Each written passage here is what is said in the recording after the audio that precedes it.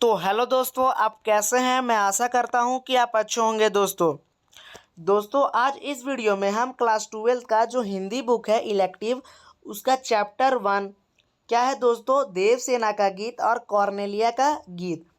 इस चैप्टर में जितने भी ऑब्जेक्टिव एमसीक्यू टाइप क्वेश्चन है दोस्तों इम्पॉर्टेंट, उन सभी को हम इस वीडियो में देखेंगे।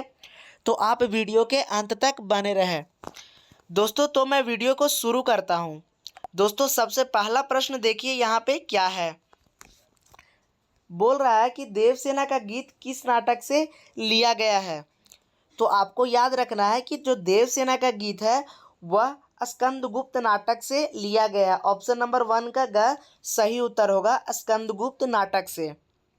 अब देखिए दोस्तों, बोल रहा है दूसरा नंबर प्रश्न क्या है। बोल रहा है कि देवसेना कौन थी। पहला का दिया हुआ स्कंदगुप्त की पत्नी, ख है मालवा के राजा बंधु वर्मा की बहन, ग है दासी, घ है स्कंदगुप्त की बहन। तो देवसेना कौन थी, मालवा के राजा बंधु वर्मा की बहन थी। ऑप्शन नंबर ख क्या होगा, सही उत्तर होगा। अब अगला प्रश्न देखिए क्या है। बोल रहा है कि देवसेना ने अपने जीवन किस प्रकार बिताया, यानी देवसेना जो थी वह अपना जीवन किस प्रकार बिताई थी। तो वो भ्रम के वश में। दोस्तों याद रखना है कि जो देवसेना थी वो अपना जीवन भ्रम के वश में बिताती है कि एक ना एक दिन उसे स्कंदगुप्त जरूर मिलेगा, क्योंकि जो देवसेना होती है वह स्कंदगुप्त से प्यार करती है। तो यहाँ 3 का ऑप्शन नंबर ग क्या होगा, सही उत्तर होगा भ्रमवश में। अब देखिए दोस्तों चौथा नंबर प्रश्न क्या है। बोल रहा है देवसेना के बीच, सॉरी दोस्तों यहाँ पे लिखा हुआ है कि देवसेना के जीवन रूपी यात्रा में कौन उसके साथ था। तो कौन था उसके साथ दोस्तों, नीवरता, जिसे हम अकेलापन भी कहते हैं। देवसेना के जीवन रूपी यात्रा में ना दोस्तों उसका नीवरता साथ था। नीवरता का मतलब होता है अकेलापन, ठीक है। वह अपने जीवन में पूरे अकेली थी, क्योंकि उनके परिवार जो थे, यानी देवसेना के जो भी परिवार थे उसकी मृत्यु हो जाती है हूणों के आक्रमण के बाद। तो यहाँ सही उत्तर क्या होगा, नीवरता, ठीक है। ऑप्शन नंबर घ नीवरता क्या था, उसके जीवन रूपी यात्रा में साथ रहता है। दोस्तों 5वां नंबर प्रश्न देखिए क्या है। बोल रहा है कि देवसेना के जीवन में किसने विहाग की तान उठाई थी। तो आपको याद रखना है स्कंदगुप्त ने देवसेना के जीवन में विहाग की तान उठाई थी। ऑप्शन नंबर ख क्या होगा, सही उत्तर होगा 5 का। अब अगला प्रश्न देखिए दोस्तों क्या है। बोल रहा है कॉर्नेलिया का गीत किस नाटक में संकलित है। तो जो कॉर्नेलिया का गीत है वह किस नाटक में संकलित है, अर्थात लिखा हुआ है, यह बताना है। तो चंद्रगुप्त में। किसमें दोस्तों, चंद्रगुप्त में। ऑप्शन नंबर ग सही उत्तर होगा 6 का। अब 7वां नंबर प्रश्न देखिए दोस्तों क्या है। बोल रहा है कॉर्नेलिया किसकी पुत्री थी। तो आपको याद रखना है जो कॉर्नेलिया थी वो सेल्यूकस की पुत्री थी, यानी बेटी थी।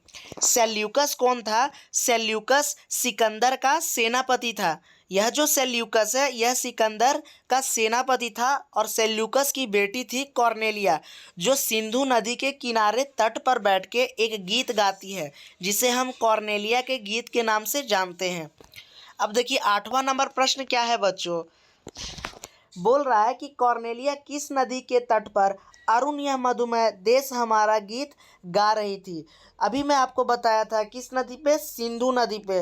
ऑप्शन नंबर ग देखिए सही उत्तर होगा सिंधु नदी के तट पर वह एक पेड़ के नीचे बैठती है कॉर्नेलिया, और अरुण यह मधुमेह देश हमारा गीत गाती है, जो कि भारत के प्रकृति के बारे में गीत है।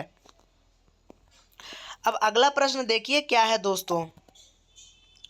9 नंबर प्रश्न है हमारा। बोल रहा है कि कॉर्नेलिया का गीत में कौन सा रस प्रधान है, ठीक है। कौन सा रस प्रधान है कॉर्नेलिया का गीत में। कह दिया हुआ विभत्स रस, ख है अद्भुत रस, ग है करुण रस, घ है वीर रस। तो कौन सा रस प्रधान है, आपको याद रखना है करुण रस। कॉर्नेलिया का गीत में करुण रस जो है वो उसकी प्रधानता और प्रधान है, ठीक है। तो 9 का ऑप्शन नंबर ग सही उत्तर होगा। अब देखिए बच्चों यहाँ 10वां नंबर प्रश्न क्या है। बोल रहा है जयशंकर प्रसाद जी ने स्वाध्याय से किन भाषाओं का अध्ययन किया। जयशंकर प्रसाद कौन है, तो लेखक है। कॉर्नेलिया के गीत और देवसेना गीत के लेखक है जयशंकर प्रसाद। ठीक है, इन्होंने ना स्वाध्याय का मतलब होता है स्वयं के अध्ययन से किन किन भाषाओं का अध्ययन किया। पहला दिया हुआ है संस्कृत, जो कि संस्कृत का भी वो अध्ययन किए थे। ख है पाली और उर्दू का भी जयशंकर प्रसाद स्वाध्याय से अध्ययन किए थे। अंग्रेजी का भी किए थे। तो यहाँ पे सही उत्तर क्या होगा, उपरोक्त सभी। यह सभी भाषाओं संस्कृत, पाली, उर्दू, अंग्रेजी का वह अध्ययन किए थे स्वाध्याय यानी स्वयं से। तो 10 का ऑप्शन नंबर घ सही उत्तर होगा। अब देखिए दोस्तों 11 नंबर प्रश्न क्या है, बोल रहा है देवसेना का गीत के लेखक कौन है। तो देवसेना के गीत के लेखक कौन है, Jaishankar Prasad. Option number A क्या होगा, सही उत्तर होगा 11 का, जयशंकर प्रसाद। अब अगला देखिए दोस्तों प्रश्न क्या है, 12 नंबर प्रश्न है कि देवसेना के भाई का क्या नाम था। तो देवसेना के भाई का क्या नाम था बच्चों, बंधु वर्मा। ठीक है, बंधु वर्मा नाम है देवसेना के भाई का। ठीक है, बंधु वर्मा कौन था, तो मालवा एक स्थान है मध्य प्रदेश में। तो मालवा का राजा हुआ करता था एक समय बंधु वर्मा, तो उसी की बहन थी देवसेना। ठीक है, अब देखिए आगे 13 नंबर प्रश्न क्या है। 13 नंबर प्रश्न है मालवा पर किसने आक्रमण किया था। मालवा पे किसने आक्रमण किया था, तो हुनों ने। ठीक है, हुनों ने मालवा पर आक्रमण किया था। तो 13 का ऑप्शन नंबर डी सही उत्तर होगा। अब देखिए दोस्तों 14 नंबर प्रश्न क्या है। 14 नंबर प्रश्न है देवसेना किससे प्रेम करती थी। तो देवसेना स्कंदगुप्त से प्रेम करती थी। ऑप्शन नंबर सी देखिए लिखा है स्कंदगुप्त। ऑप्शन नंबर सी इसका क्या होगा, सही उत्तर होगा 14 का कि स्कंदगुप्त। अब अगला प्रश्न देखिए दोस्तों 15 नंबर प्रश्न बोल रहा है स्कंदगुप्त किससे प्रेम करता था। स्कंदगुप्त किससे प्रेम करता था, तो आपको याद रखना है ऑप्शन नंबर सी विजया से। विजया कौन थी, मालवा में धन कुबेर की बेटी थी विजया। ठीक है, बहुत ज़्यादा रईस पैसे वाली धनवान आदमी की बेटी थी विजया, और स्कंदगुप्त विजया से ही प्रेम करता था। ठीक है, तो 15 का ऑप्शन नंबर सी सही उत्तर होगा।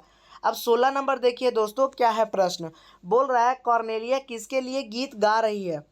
तो जो कॉर्नेलिया होती है वो भारत के प्रकृति के लिए गीत गाती है। तो देखिए ऑप्शन नंबर ए में लिखा है भारत की प्रकृति के लिए, तो ऑप्शन नंबर ए क्या होगा, यहाँ सही उत्तर होगा। अब अगला देखिए दोस्तों प्रश्न क्या है, बोल रहा है कि देवसेना का गीत और कॉर्नेलिया का गीत रचना के कवि कौन है। तो जो देवसेना का गीत है और कॉर्नेलिया का गीत है, ये दोनों रचना के कवि कौन है दोस्तों, तो जयशंकर प्रसाद। ऑप्शन नंबर ख क्या होगा, सही उत्तर होगा। आपको याद रखना है दोस्तों कि जयशंकर प्रसाद का जन्म कब हुआ था, 1889 में होता है, और मृत्यु कब होती है, 1937 में। इस बात को याद रखना, यह भी एग्जाम में पूछा जाता है। तो जयशंकर प्रसाद का जन्म 1889 में हुआ और मृत्यु 1937 में।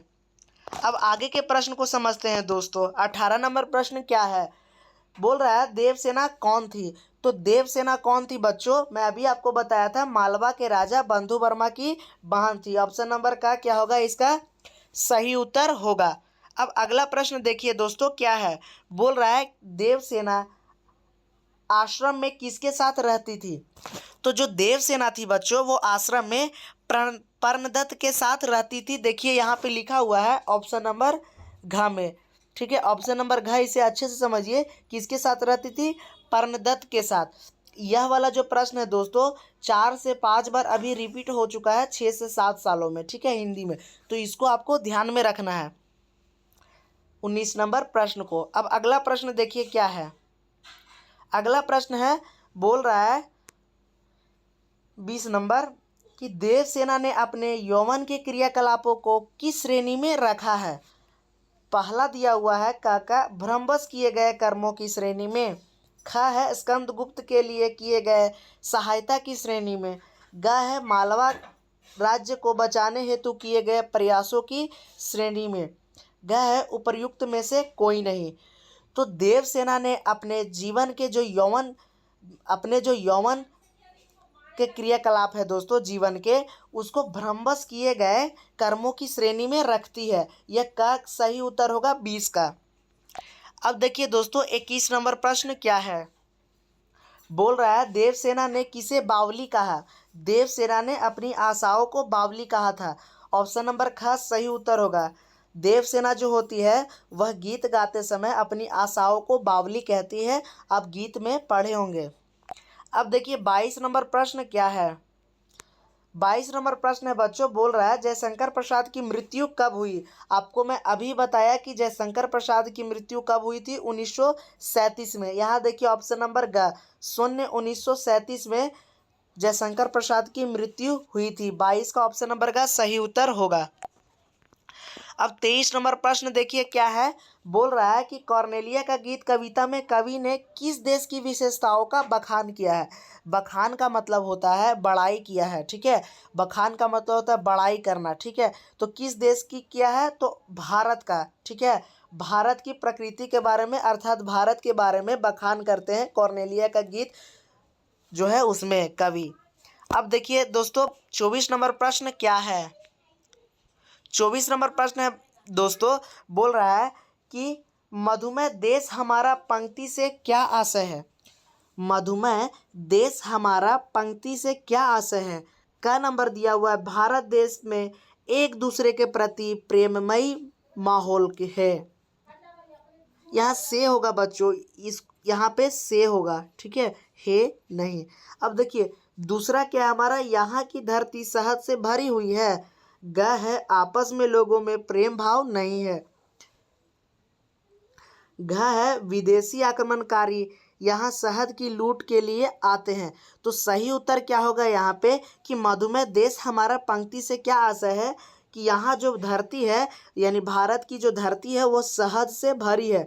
मधुमेह का मतलब होता है मधु, मधु यानी शहद, मध, ठीक है। अब देखिए 14 का क्या होगा हमारा प्रश्न, खास सही उत्तर होगा। अब 25 नंबर जो हमारा प्रश्न है दोस्तों उसको देखिए। बोल रहा है 25 नंबर कि जयशंकर प्रसाद ने मधुमेह देश किसे कहा है। जयशंकर प्रसाद ने जो मधुमेह देश है कॉर्नेलिया के गीत के माध्यम से कहते हैं, वह किसे कहा है, तो भारत को। मधुमेह का मतलब होता है शहद से भरा, ठीक है, पूरा शहद। तो यहाँ पे 25 का ऑप्शन नंबर का क्या होगा, सही उत्तर होगा। अब देखिए अगला प्रश्न क्या है 26 नंबर, बोल रहा है कि लघु सूरधनु किसे कहा गया है, ठीक है। तो लघु सूरधनु किसे कहा गया है, तो इंद्रधनुष के समान पंख फैलाने वाले पक्षियों को, ठीक है। इंद्रधनुष कैसे अलग अलग प्रकार का रंग होता है इंद्रधनुष में बच्चों, उसी के जैसा अलग अलग प्रकार के पक्षियों का भी पंख होता है और अलग अलग प्रकार के पक्षी होते हैं। तो यहाँ किसको कहा गया है, लघु सूरधनु, तो इंद्रधनुष के समान पंख फैलाने वाले पंछियों को यानी पक्षियों को कहते हैं। तो ख का सही उत्तर होगा, 26 का सही उत्तर होगा ख। अब अगला प्रश्न क्या है दोस्तों 27 नंबर, बोल रहा है कॉर्नेलिया कौन थी। कॉर्नेलिया कौन थी, तो मैं अभी आपको बताया था सेल्यूकस की पुत्री। ऑप्शन नंबर ग क्या होगा, सही उत्तर होगा सेल्यूकस की पुत्री। और यह जो सेल्यूकस था वह सेनापति था सिकंदर का, ठीक है। तो 27 का कौन सा होगा हमारा सही, ग नंबर सही होगा। अब देखिए 28 नंबर प्रश्न क्या है। 28 नंबर प्रश्न है दोस्तों, बोल रहा है जयशंकर प्रसाद का जन्म कब हुआ। अभी जस्ट मैं आपको बताया था कि जयशंकर प्रसाद का जन्म कब हुआ था, 1889 में, ठीक है। तो यहाँ ग नंबर दिया हुआ है 1889 में, सही उत्तर होगा ग कि इतना में उनका जन्म हुआ था, जो जयशंकर प्रसाद जी थे जो लेखक थे हमारे। अब अगला प्रश्न देखिए दोस्तों 29 नंबर क्या है, बोल रहा है जयशंकर प्रसाद का जन्म कहाँ हुआ, ठीक है। तो जो जयशंकर प्रसाद थे उनका जन्म कहाँ हुआ था, तो आपको याद रखना है काशी में, ठीक है। जयशंकर प्रसाद का जन्म कहाँ हुआ था, ऑप्शन नंबर का सही उत्तर होगा काशी में, ठीक है। अब देखिए दोस्तों 30 नंबर प्रश्न हमारा क्या है, इसको समझते हैं। बोल रहा है जयशंकर प्रसाद जी ने विद्यालयी शिक्षा कहाँ तक प्राप्त की थी। कहने का मतलब है दोस्तों जो जयशंकर प्रसाद थे वो विद्यालय यानी विद्यालय का जो शिक्षा होता है वो कहाँ तक प्राप्त किए थे, तो आपको याद रखना है 8वीं तक ही वह प्राप्त किए थे। ऑप्शन नंबर देखिए ग में लिखा है 8वीं तक, तो ऑप्शन नंबर ग 30 का सही उत्तर होगा। बच्चों यदि आप इसको एकदम ध्यान से पढ़े हैं, यहाँ पे मैं जितना भी चीज़ को बताया हूँ यदि आप इसको ध्यान से पढ़े हैं तो आप इस प्रश्न का उत्तर हमें कमेंट में बताएं। प्रश्न क्या है बच्चों, यहाँ पे समझिए। जयशंकर प्रसाद की मृत्यु कब हुई थी? आपको आंसर कमेंट में बताना है। सबसे पहले मैं आपको बता देता हूँ कि आपको क्लास 12 के, अगर आप आर्ट्स के बच्चे हैं तो किसी भी सब्जेक्ट का आप ऑब्जेक्टिव किसी भी चैप्टर का हमारे चैनल पे देख सकते हैं प्लेलिस्ट में जाके। यदि आपको आगे के भी हिंदी के चैप्टर के ऑब्जेक्टिव चाहिए क्वेश्चन आंसर, तो प्लेलिस्ट में जाकर आप देख सकते हैं, और डिस्क्रिप्शन में भी मैं लिंक दे दिया हूँ। दोस्तों फिर मिलते हैं हम एक नए वीडियो के साथ, तब तक के लिए जय हिंद।